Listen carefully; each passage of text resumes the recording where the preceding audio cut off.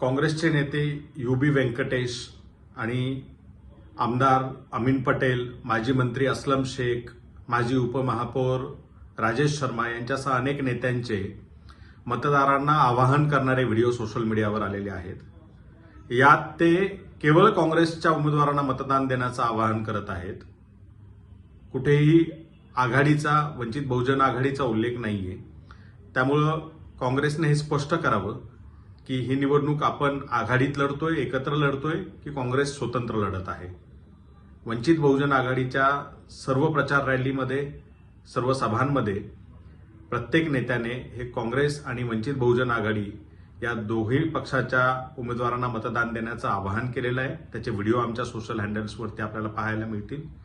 काँग्रेसकडनं मात्र या पद्धतीनं एकेरी त्यांच्या पक्षापुरतं जे काही आवाहन करण्यात आलेलं आहे त्यामुळे एक संभ्रम निर्माण झालेला आहे. तर काँग्रेसनं या बाबतीमध्ये स्पष्टीकरण द्यावं.